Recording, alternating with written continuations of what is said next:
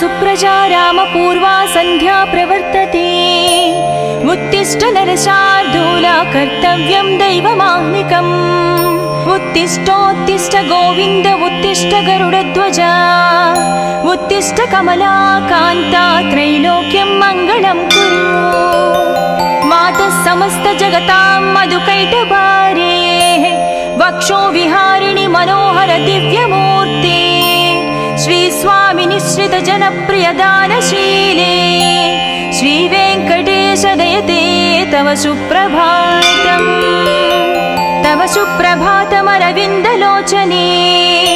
भवतु प्रसन्न मुख चन्द्रमण्डले विधिशङ्करेन्द्रवनिताभिरर्चिते वृषशैलनाद दयते दयानिधे अत्र्यादि सप्त ऋषयः समुपास्य सन्ध्याम् आकाश सिन्धु कमलानि मनोहराणि आदाय पादयुगमर्चयितं प्रपन्नाः शेषाद्रिशेखर विभो तव सुप्रभातम् पञ्चाननाब्ज भव षण्मुखवासवाद्याः त्रैविक्रमादिचरितं विबुधास्तुवन्ति भाषापतिः पठति वासरशुद्धिमारात् शेषाद्रिशेखर विभो तव सुप्रभातम् ईषत् प्रफुल्ल सरसीरुह नारिकेळ पूगद्रुमादि सुमनोहर पालिकानाम् आवाति मन्दमनिलसह दिव्यगन्धैः शेषाद्रिशेखर विभो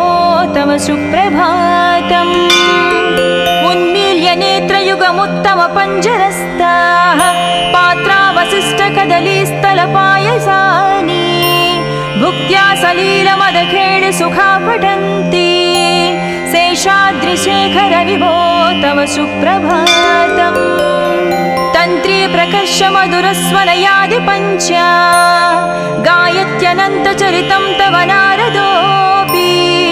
भाषा समग्रमसरत्कृत चारुरम्यम् शेषाद्रिशेखर विभो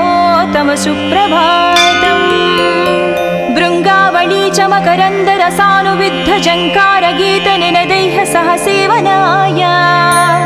निर्यात्युपान्त सरसी कमलोदरेभ्यः शेषाद्रिशेखर विभो तव सुप्रभातम् योषा गणेन वरदत्नि विमध्यमाने गोशालयेषु दधिमन्थन तीव्रघोषाः रोषात् कलिं विदधते ककुपञ्चकुम्भाः शेषाद्रिशेखर विभो तव सुप्रभातम् पद्मेशमित्रशतपत्रगतालिवर्गाः हर्तुं श्रियं कुवलयस्य निजाङ्गलक्ष्म्याः भेरीनिनादमनबिभ्रति तीव्रनादां शेषाद्रिशेखर विभो तव सुप्रभातम् श्रीमन्नभीष्टवरदाखिल लोकबन्धो श्री श्रीनिवास जगदेकदयैकसिन्धो श्रीदेवता गुहभुजान्तर दिव्यमूर्ते श्रीवेङ्कटाचलपते तव सुप्रभातम् श्रीमन्नभीष्टवरदाखिल लोकबन्धो श्री श्रीनिवास जगदेश दयैकसिन्धो श्रीदेवता गृहभुजान्तर दिव्यमूर्ते श्रीवेङ्कटाचलपते तव सुप्रभातम् श्री स्वामी पुष्करिणिकाप्लव निर्मलाङ्गाः श्रेयाधिनो हर विरिञ्चि सनन्दनाद्याः द्वारे वसन्ति वरनेत्र हतोत्तमाङ्गाः श्रीवेङ्कटाचलपते तव सुप्रभातम् श्रीशेषशैल गरुडाचल वेङ्कटाद्रि नारायणाद्रि वृषभाद्रि वृषाद्रि मुख्या आख्यां त्वदीय वसतिरनिशं वदन्ति श्रीवेङ्कटाचलपते तव सुप्रभातम् सेवापराः शिवसुरेश कृशानुधर्म रक्षो भुराद पवमानदनादिनाद बद्धाञ्जलि प्रविलसन्निध शीर्षदेश श्रीवेङ्कटाचलपते तव सुप्रभातम् दाटीषु ते विहगराज मृगाधिराज नागाधिराज गजराज हयाधिराज स्वस्वाधिकारमहमाधिकमर्दयन्ते श्रीवेङ्कटाचलपते तव सुप्रभातम् सूर्येन्दुभौमबुधवाक्पति काव्यसौरि सद्भानुकेतु दिवि सत्परिसत्प्रधानाः त्वद्वासदापचरमावधिदासदासाः श्रीवेङ्कटाचलपते तव सुप्रभातम् तत्पादधूलिभरितस्फुरितोत्तमाङ्गा स्वर्गापवर्गनिरपेक्ष निजान्तरङ्गा कल्पागमाकलनया कुलताङ्गभन्ते श्रीवेङ्कटाचलपते तव सुप्रभातम् त्वद्गोपुराग्रशिखराणि निरीक्षमाणाः स्वर्गापवर्गपदवीं परमां श्रयन्तः मर्त्या मनुष्यभुवने मतिमाश्रयन्ते श्रीवेङ्कटाचलपते तव सुप्रभातम् श्रीभूमिनायकदयादिगुणामृताभे देवादिदेव जगदेश शरण्यमूर्ते श्रीमन्ननन्तगरुडाधिभिरर्चिताङ्घ्रे श्रीवेङ्कटाचलपते तव सुप्रभातम् श्रीपद्मनाभपुरुषोत्तम वासुदेव वैकुण्ठमाधव जनार्दन चक्रपाणे श्रीवत्सचिह्न शरणागत पारिजात श्रीवेङ्कटाचलपते तव सुप्रभातम् कन्दर्पदर्पहर सुन्दर दिव्यमूर्ते कान्ताकुचाम्बुरुह कुट्मललोलदृष्टे कल्याण निर्मल गुणाकर दिव्यकीर्ते श्रीवेङ्कटाचलपते तव सुप्रभातम् मीनाकृते कमठकोल नृसिंहवर्णिन् स्वामिन् परस्वर तपोधर रामचन्द्र शेषांस राम यदुनन्दन कल्किरूप श्रीवेङ्कटाचलपते तव सुप्रभातम्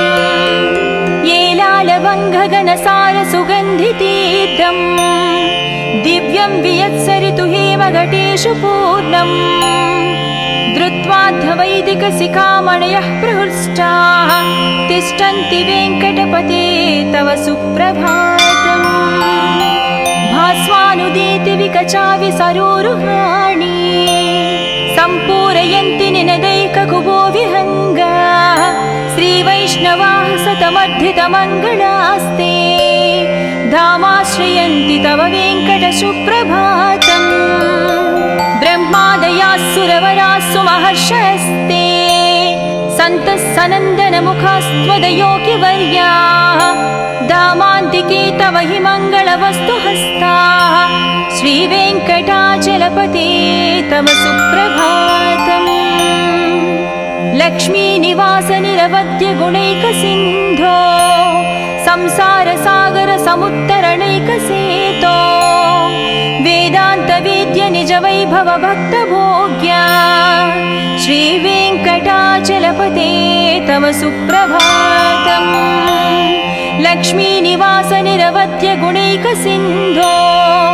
संसारसागर समुत्तरणैकसेतो वेदान्तवेद्य निजवैभव भक्तभोग्या श्रीवेङ्कटाचलपते तव सुप्रभातम् इत्थं वृषाचलपतेरिह सुप्रभातम् ये मानवः प्रतिदिनं पठितुं प्रवृत्ताः तेषां प्रभातसमये स्मृतिरङ्गभाजां प्रज्ञां परार्धसुलभां परमां प्रसूते इत्थं वृषाचलपतेरिह सुप्रभातम् ये मानवः प्रतिदिनं पठितुं प्रवृत्ताः तेषां प्रभातसमये स्मृतिरङ्गभाजां प्रज्ञां परार्धसुलभां परमां प्रसूते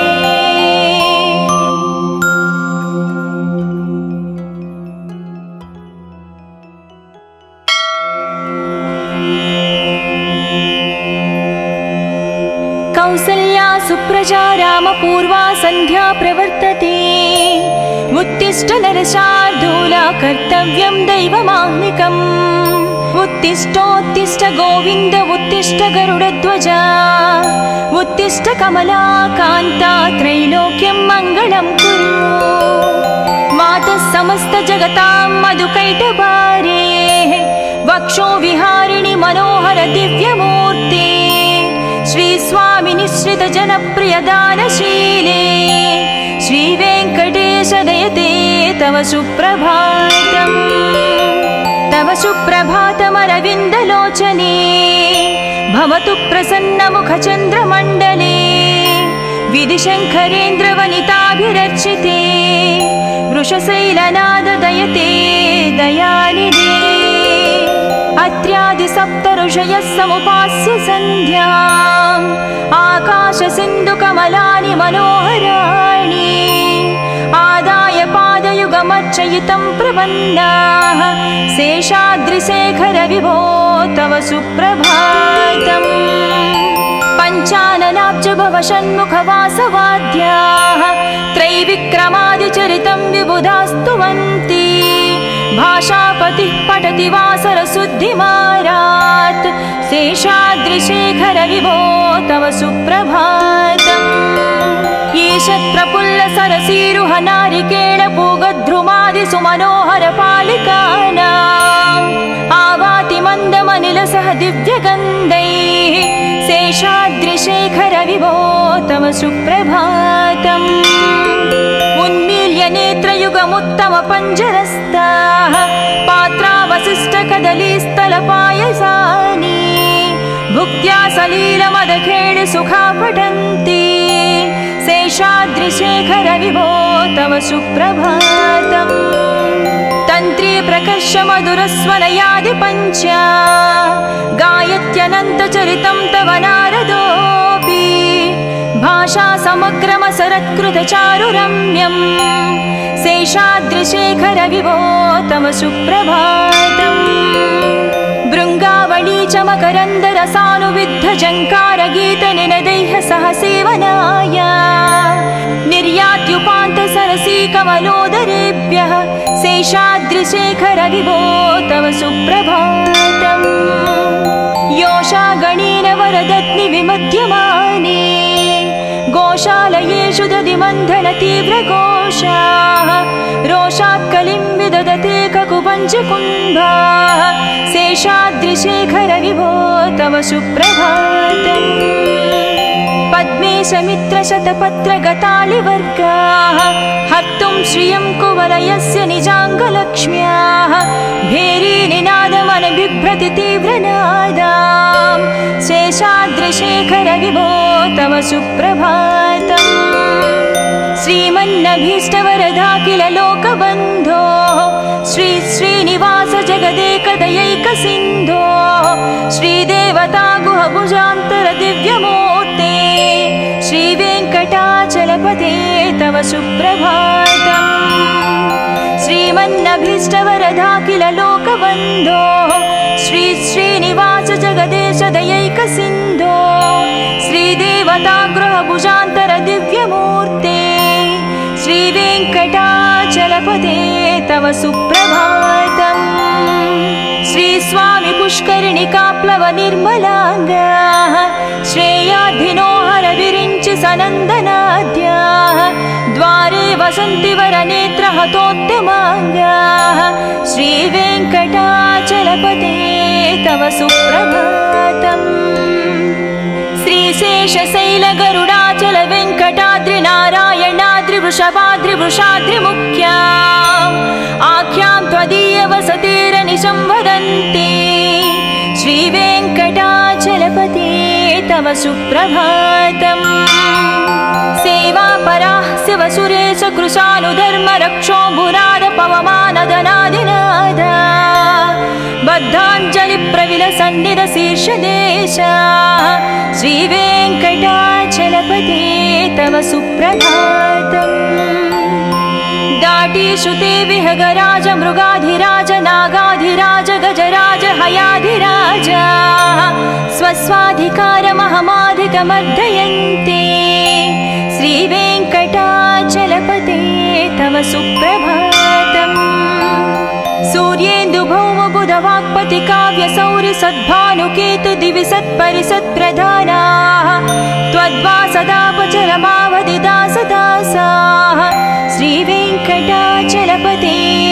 सुप्रभातम् तत्पादधूलिभरितस्फुरितोत्तमाङ्गा स्वर्गापवर्गनिरपेक्ष निजान्तरङ्गा कल्पागमाकलनया कुलताङ्गभन्ते श्रीवेङ्कटाचलपते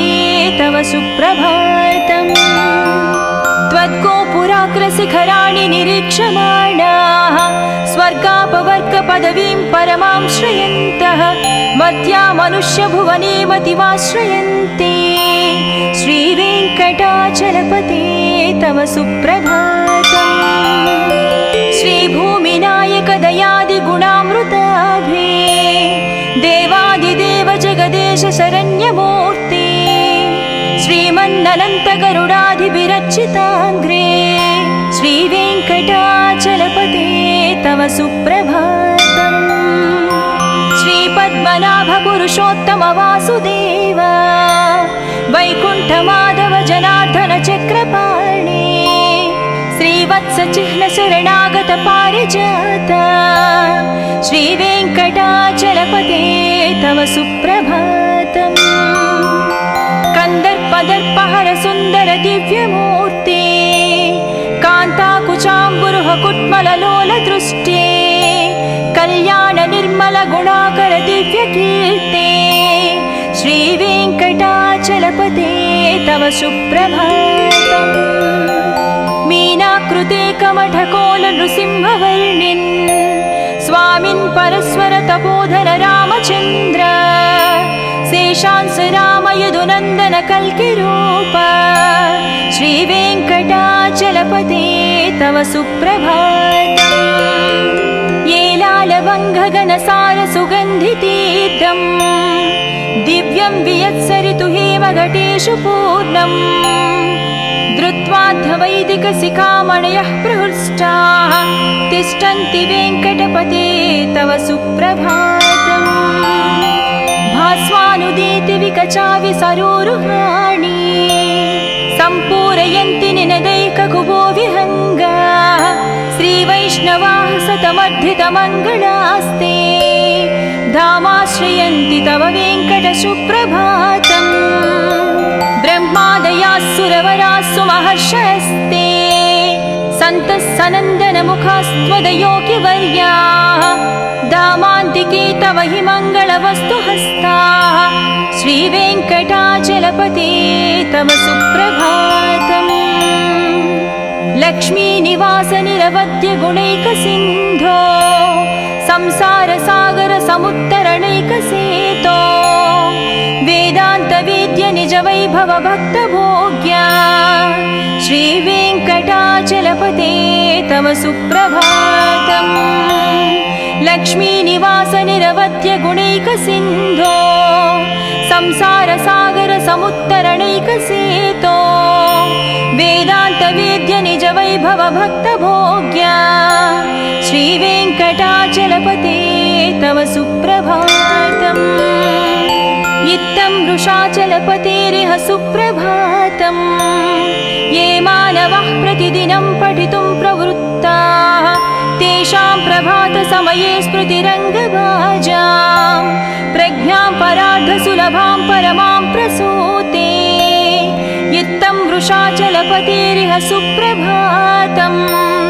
ये मानवः प्रतिदिनं पठितुं प्रवृत्ताः तेषां प्रभातसमये स्मृतिरङ्गभाजां प्रज्ञां परार्धसुलभां परमां प्रसूते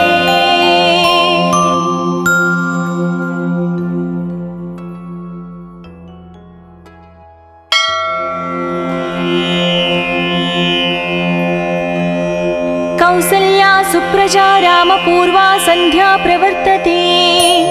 उत्तिष्ठ नरशार्दूला कर्तव्यं दैवमाह्निकम् उत्तिष्ठोत्तिष्ठ गोविन्द उत्तिष्ठ गरुडध्वजा उत्तिष्ठ कमलाकान्ता त्रैलोक्यं मङ्गलं कुरु मातः समस्त जगतां मधुकैटभारे वक्षो विहारिणि मनोहर दिव्यमूर्ते श्री स्वामी निश्रित जनप्रिय दानशीले श्री वेङ्कटेश दयते तव सुप्रभातम् तव सुप्रभातमरविन्दलोचने भवतु प्रसन्नमुखचन्द्रमण्डले विधिशङ्करेन्द्रवनिताभिरर्चिते वृषशैलनाददयते दयानिधे अत्र्यादिसप्तऋषयः समुपास्य सन्ध्याम् आकाशसिन्धुकमलानि मनोहराणि आदाय पादयुगमर्चयितं प्रपन्नाः शेषाद्रिशेखरविभो तव सुप्रभातम् पञ्चाननाब्जभवषण्मुखवासवाद्याः त्रैविक्रमादिचरितं विबुधास्तुवन्ति भाषापतिः पठति वासरशुद्धिमारात्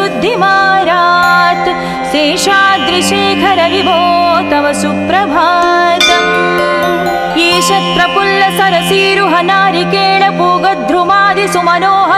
ईशत्प्रफुल्लसरसीरुहनारिकेळपूगध्रुमादिसुमनोहरपालिकानाम् आवाति मन्दमनिलसह दिव्यगन्धैः शेषाद्रिशेखरविभो तव सुप्रभातम् उन्मील्य नेत्रयुगमुत्तमपञ्जरस्ताः पात्रावशिष्टकदलीस्थलपायसानि भुक्त्या सलीलमदखेळ सुखा पठन्ति शेषाद्रिशेखरविभो तव सुप्रभातम् तन्त्री प्रकर्षमधुरस्वनयादिपञ्च गायत्यनन्तचरितं तव नारदोऽपि भाषा समग्रमसरत्कृतचारुरम्यम् शेषाद्रिशेखरविभो तव सुप्रभातम् भृङ्गावळी च मकरन्दरसानुविद्धजङ्कारगीतनिनदैः सह सेवनाय निर्यात्युपान्तसरसीकमलोदरेभ्यः शेषाद्रिशेखरविभो तव सुप्रभातम् योषागणेन वरदत्नि विमध्यमाने गोशालयेषु दधिमन्थनतीव्रघोषाः रोषात्कलिं विदधते ककुपञ्चकुम्भाः शेषाद्रिशेखरविभो तव सुप्रभातम् पद्मेशमित्रशतपत्रगतालिवर्गाः हर्तुं श्रियं कुवलयस्य निजाङ्गलक्ष्म्याः भेरीनिनादमनबिभ्रति तीव्रनादाम् शेषाद्रिशेखरविभो तव सुप्रभातम् श्रीमन्नभीष्टवरदाखिल लोकबन्धो श्री श्रीनिवास जगदेकदयैकसिन्धो श्रीदेवता गुहभुजान्तर दिव्यमूर्ते श्रीवेङ्कटाचलपते तव सुप्रभातम् श्रीमन्नभीष्टवरदाखिल लोकबन्धो श्री श्रीनिवास जगदेश दयैकसिन्धो श्रीदेवता गृहभुजान्तर दिव्यमूर्ते श्रीवेङ्कटाचलपते तव सुप्रभातम् श्रीस्वामि पुष्करिणिकाप्लव निर्मलाङ्गाः श्रेयाधिनो हरविरिञ्चि सनन्दनाद्याः द्वारे वसन्ति वरनेत्रहतोत्तमाङ्गाः श्रीवेङ्कटाचलपते तव सुप्रभातम् श्रीशेषशैलगरुडाचल वेङ्कटाद्रिनारायणाद्रिवृषभाद्रिवृषाद्रिमुख्या आख्यां त्वदीयवसतिरनिशं वदन्ति श्रीवेङ्कटाचलपते तव सुप्रभातम्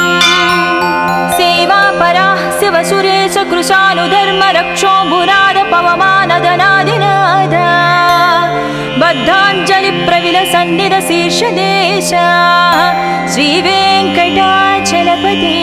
तव सुप्रभातम् दाटीश्रुते विहगराज मृगाधिराज नागाधिराज गजराज हयाधिराज स्वस्वाधिकारमहमाधिकमर्दयन्ते श्रीवेङ्कटाचलपते तव सुप्रभातम् सूर्येन्दुभौमबुधवाक्पति काव्यसौरि सद्भानुकेतु दिवि सत्परिसत्प्रधानाः त्वद्वासदापचरमावधिदासदासाः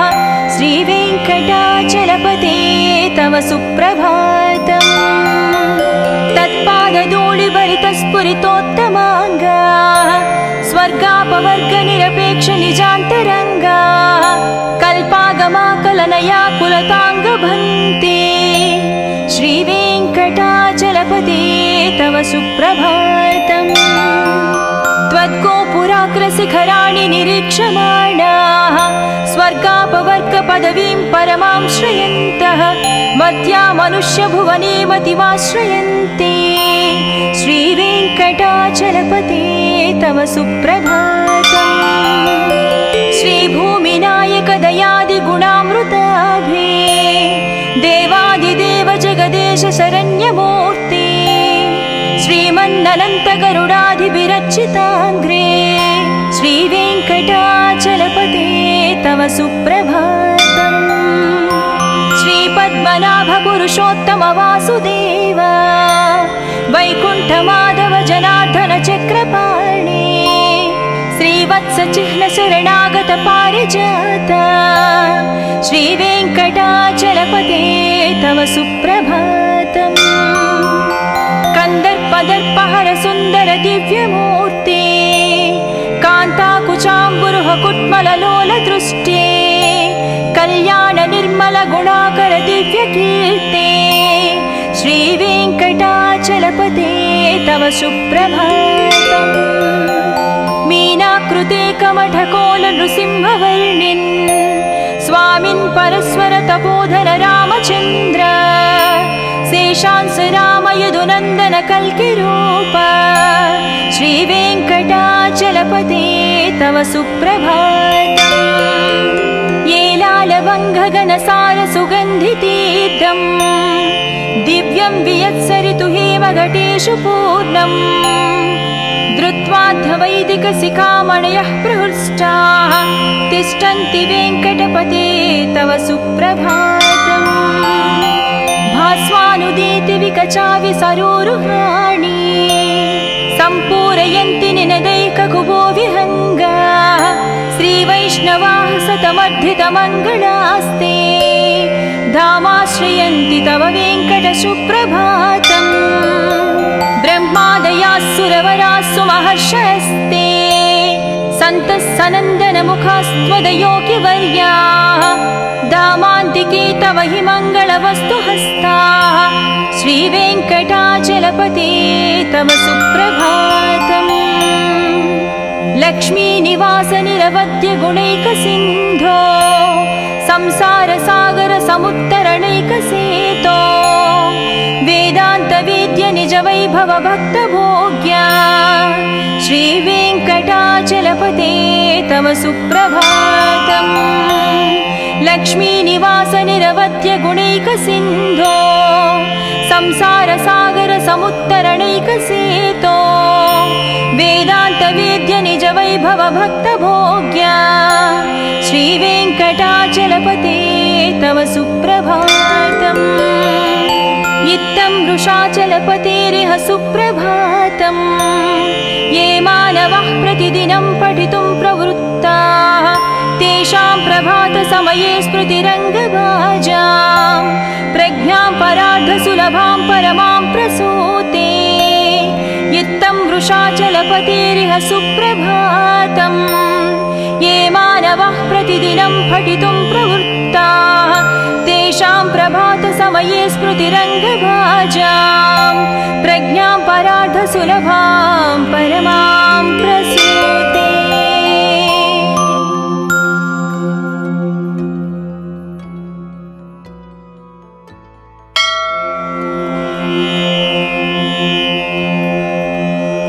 कौसल्या सुप्रजा रामपूर्वा सन्ध्या प्रवर्तते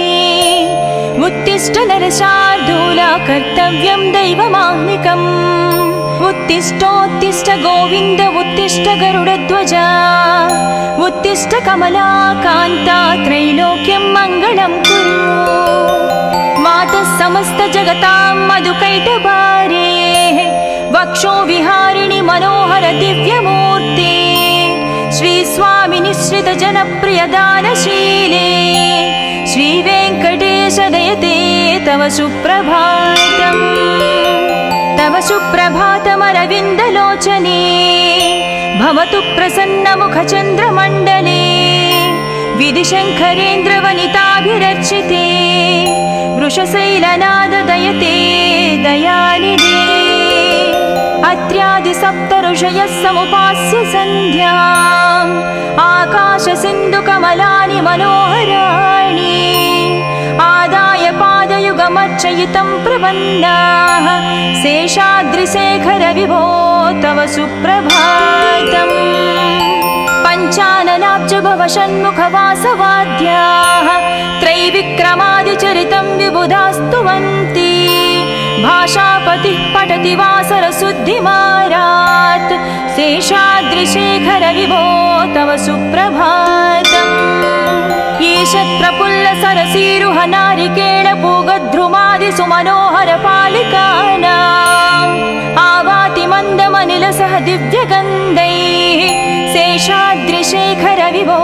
तव सुप्रभातम् उन्मील्य नेत्रयुगमुत्तमपञ्जरस्ताः पात्रावशिष्टकदलीस्थलपायसानि भुक्त्या सलीलमदखेळि सुखा पठन्ति शेषाद्रिशेखर विभो तव सुप्रभातम् तन्त्री प्रकर्ष मधुरस्वनयादिपञ्चा गायत्यनन्तचरितं तव नारदोऽपि भाषा समग्रमसरत्कृतचारुरम्यम् शेषाद्रिशेखर विभो तव सुप्रभातम् भृङ्गावळी च मकरन्दरसानुविद्धझङ्कारगीतनिनदैः सह सेवनाय निर्यात्युपान्तसरसी कमलोदरेभ्यः शेषाद्रिशेखर विभो तव सुप्रभातम् योषागणेन वरदत्नि विमध्यमाने गोशालयेषु दधिमन्थनतीव्रघोषाः रोषात् कलिं विदधते ककुपञ्चकुम्भाः शेषाद्रिशेखर विभो तव सुप्रभातम् पद्मेशमित्रशतपत्रगतालिवर्गाः हर्तुं श्रियं कुवलयस्य निजाङ्गलक्ष्म्याः भेरीनिनादमनबिभ्रति तीव्रनादाम् शेषाद्रिशेखर विभो तव सुप्रभातम् श्रीमन्नभीष्टवरदाखिल लोकबन्धो श्री श्रीनिवास जगदेकदयैकसिन्धो श्रीदेवता गुहभुजान्तर दिव्यमूर्ते श्रीवेङ्कटाचलपते तव सुप्रभातम् श्रीमन्नभीष्टवरदाखिल लोकबन्धो श्री श्रीनिवास जगदेश दयैकसिन्धो श्रीदेवता गृहभुजान्तर दिव्यमूर्ते श्रीवेङ्कटाचलपते तव सुप्रभातम् श्रीस्वामि पुष्करिणिकाप्लव निर्मलाङ्गाः श्रेयाधिनो हरविरिञ्चि सनन्दनाद्याः द्वारे वसन्ति वरनेत्रहतोत्तमाङ्गाः श्रीवेङ्कटाचलपते तव सुप्रभातम् श्रीशेषशैलगरुडाचल वेङ्कटाद्रिनारायणाद्रिवृषभाद्रिवृषाद्रिमुख्या आख्यां त्वदीयवसतिरनिशं वदन्ति श्रीवेङ्कटाचलपते तव सुप्रभातम् सेवापराः शिवसुरेश कृशानुधर्मरक्षोऽम्बुनाद पवमानदनादिनाद बद्धाञ्जलिप्रविलसन्निधशीर्षदेशा श्रीवेङ्कटाचलपते तव सुप्रभातम् दाटीशुते विहगराज मृगाधिराज नागाधिराज गजराज हयाधिराज स्वस्वाधिकारमहमाधिकमर्दयन्ते श्रीवेङ्कटाचलपते तव सुप्रभातम् सूर्येन्दुभौमबुधवाक्पति काव्यसौरि सद्भानुकेतु दिवि सत्परिसत्प्रधानाः त्वद्वासदापचरमावधिदासदासाः श्रीवेङ्कटाचलपते तव सुप्रभातम् तत्पादधूलिभरितस्फुरितोत्तमाङ्गाः स्वर्गापवर्गनिरपेक्ष निजान्तरङ्गाः कल्पागमाकलनया कुलताङ्गभन्ते श्रीवेङ्कटाचलपते तव सुप्रभातम् त्वद्गोपुराग्रशिखराणि निरीक्षमाणाः स्वर्गापवर्गपदवीं परमां श्रयन्तः मर्त्या मनुष्यभुवने मतिमाश्रयन्ते श्रीवेङ्कटाचलपते तव सुप्रभातम् श्रीभूमिनायक दयादिगुणामृताभे देवादिदेव जगदेश शरण्यमूर्ते श्रीमन्ननन्त गरुडाधिविरचिताग्रे श्रीवेङ्कटाचलपते तव सुप्रभातम् श्रीपद्मनाभ पुरुषोत्तम वासुदेव वैकुण्ठमाधव जनार्दन चक्रपाणे श्रीवत्स चिह्न शरणागत पारिजात श्रीवेङ्कटाचलपते तव सुप्रभातम् कन्दर्पदर्पहर सुन्दर दिव्यमूर्ते कान्ताकुचाम्बुरुह कुट्मललोल दृष्टे कल्याण निर्मल गुणाकर दिव्यकीर्ते श्रीवेङ्कटाचलपते तव सुप्रभातम् मीनाकृते कमठकोल नृसिंहवर्णिन् स्वामिन् परस्वर तपोधन रामचन्द्र शेषांस राम यदुनन्दन कल्किरूप श्रीवेङ्कटाचलपते तव सुप्रभातम्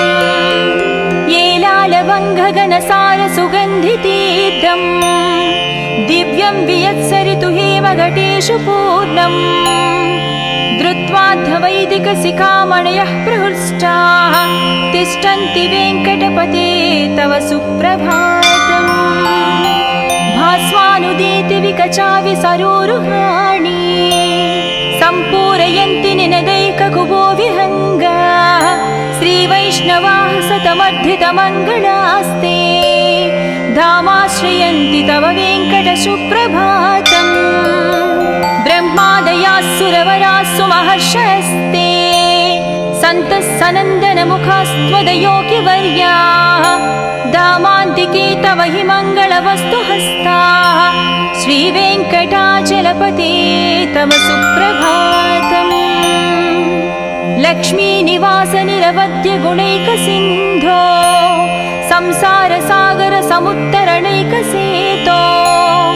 वेदान्तवेद्य निज वैभव भक्तभोग्या श्रीवेङ्कटाचलपते तव सुप्रभातम् लक्ष्मीनिवास निरवध्य गुणैकसिन्धो संसारसागर समुत्तरणैकसेतो वेदान्तवेद्य निज वैभव भक्तभोग्या श्रीवेङ्कटाचलपते तव सुप्रभातम् इत्थं वृषाचलपतेरिह सुप्रभातम् ये मानवः प्रतिदिनं पठितुं प्रवृत्ताः तेषां प्रभातसमये स्मृतिरङ्गभाजां प्रज्ञां परार्धसुलभां परमां प्रसूते इत्थं वृषाचलपतेरिह सुप्रभातम् ये मानवः प्रतिदिनं पठितुं प्रवृत्ताः तेषां प्रभातसमये स्मृतिरङ्गभाजां प्रज्ञां परार्धसुलभां परमां प्रसूते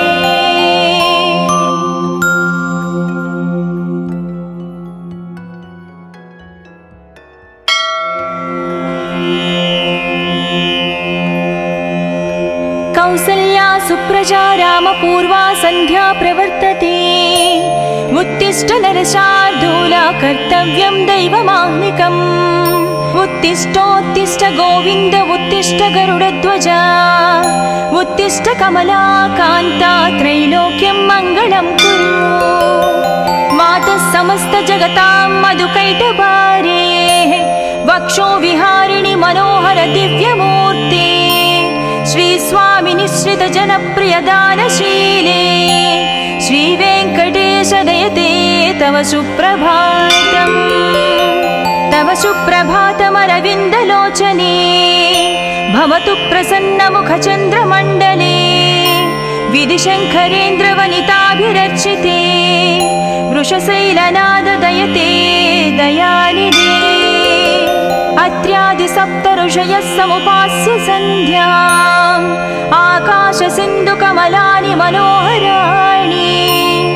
आदाय पादयुगमध्य अर्चयितं प्रपन्नाः शेषाद्रिशेखर विभो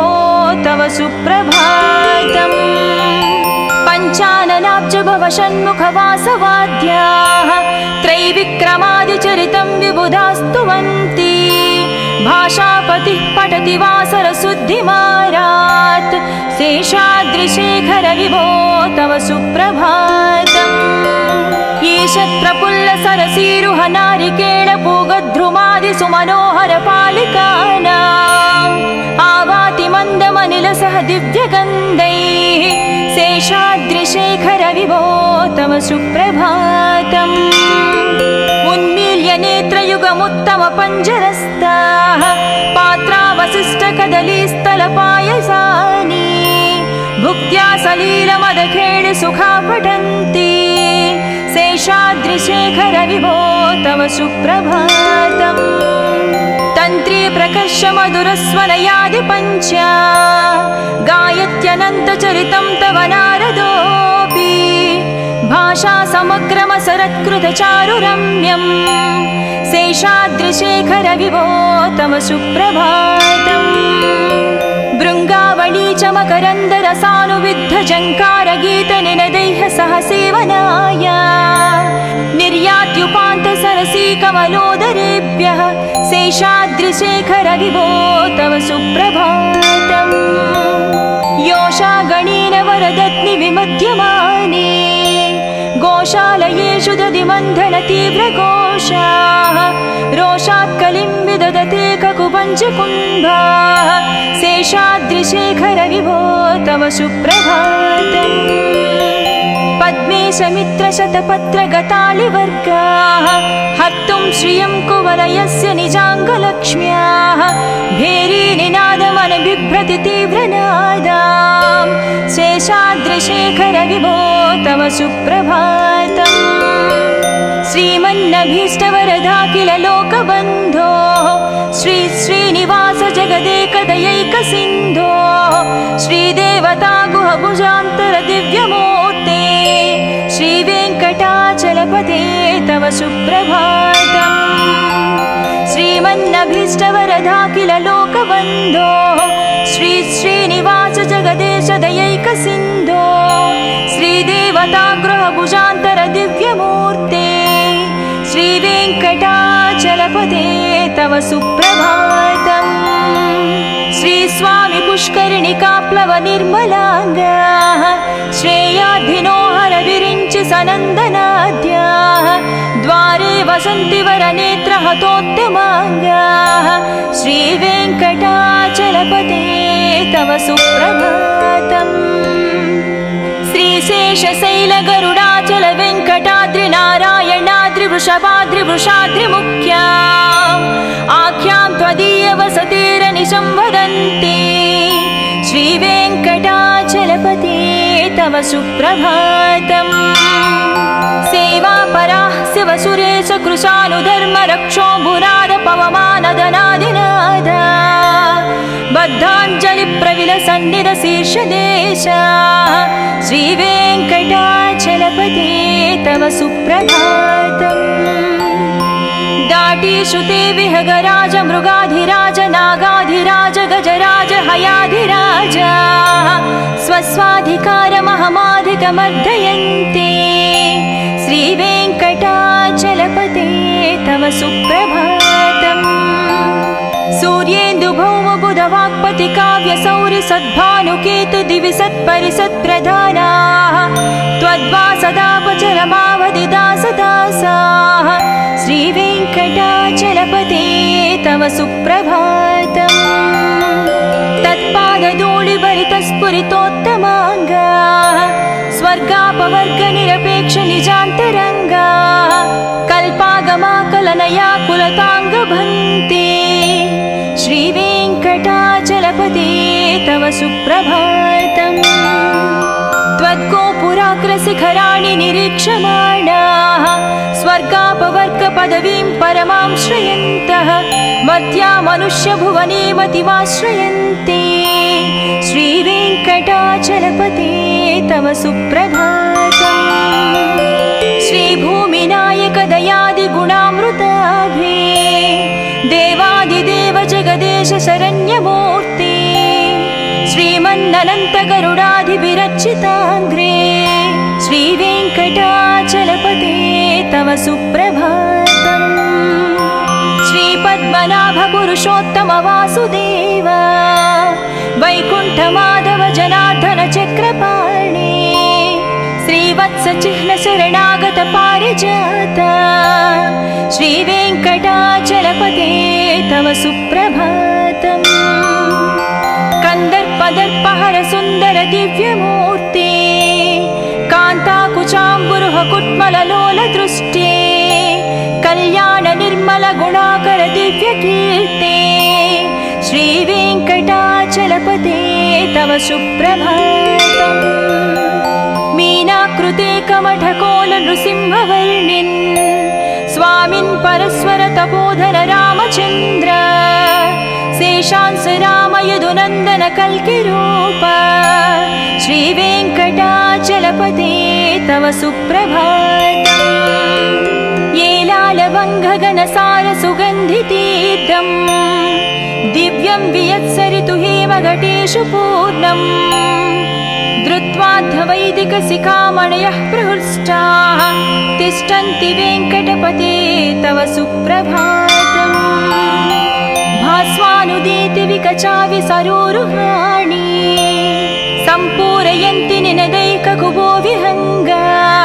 श्रीवैष्णवाः सतमर्धितमङ्गलास्ते धामाश्रयन्ति तव वेङ्कट सुप्रभातम्। ब्रह्मादयास्सुरवरास्सु महर्षयस्ते सन्तः सनन्दनमुखास्त्वदयोगिवर्याः दामान्तिके तव हि मङ्गलवस्तु हस्ताः श्रीवेङ्कटाचलपते तव सुप्रभातम्। लक्ष्मीनिवास निरवध्य गुणैकसिन्धो संसारसागर समुत्तरणैकसेतो वेदान्तवेद्य निज वैभव भक्तभोग्या श्रीवेङ्कटाचलपते तव सुप्रभातम्। लक्ष्मीनिवास निरवध्य गुणैकसिन्धो संसारसागर समुत्तरणैकसेतो वेदान्तवेद्य निज वैभव भक्तभोग्या श्रीवेङ्कटाचलपते तव सुप्रभातम्। इत्थं वृषाचलपतेरिह सुप्रभातम्। ये मानवः प्रतिदिनं पठितुं प्रवृत्ताः तेषां प्रभातसमये स्मृतिरङ्गभाजां प्रज्ञां परार्धसुलभां परमां प्रसूते। इत्थं वृषाचलपतेरिह सुप्रभातम्। ये मानवः प्रतिदिनं पठितुं प्रवृत्ताः तेषां प्रभातसमये स्मृतिरङ्गभाजां प्रज्ञां परार्धसुलभां परमा